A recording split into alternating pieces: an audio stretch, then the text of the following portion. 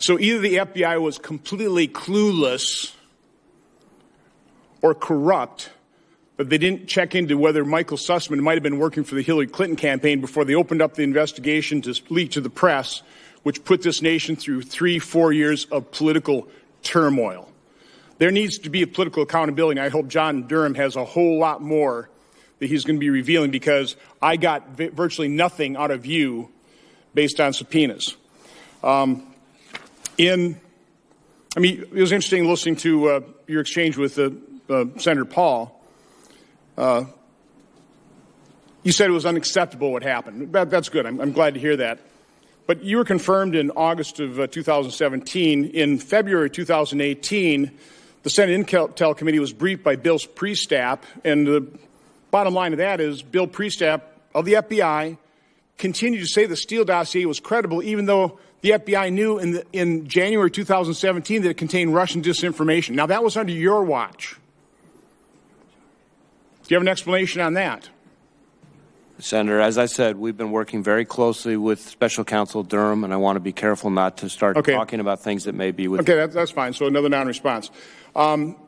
In February 2020, senior Democrats produced a false intelligence product, had it classified, leaked it to the press, accusing Senator Grassley and I of soliciting Russian disinformation, disseminating it. Completely false. But I can't tell you how many news stories were written about that. Fast forward to August of 2020. By the way, I held a hearing on Russian disinformation as part of my Foreign Relations Committee responsibilities in 2015. I'm well aware of the problem of Russian disinformation. So I didn't need a briefing that the FBI requested to give me. So I didn't ask for this briefing in August 2020. When I went to the briefing, there was absolutely no relevant information. It was a completely BS hearing. And I asked the briefers, who directed you to give me that briefing? And all they could say, it's interagency. Well, there are people in the interagencies.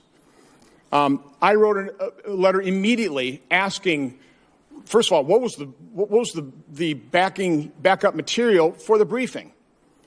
I asked who directed it. I knew it was a setup. I knew it would be used just like the false intel product was used previously. So I wasn't happy.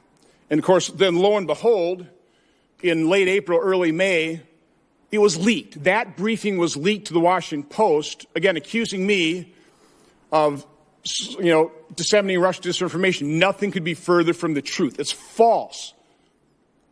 So I got a number of questions which remain unanswered. I sent you a similar letter. What backed up the August briefing? Who directed that briefing?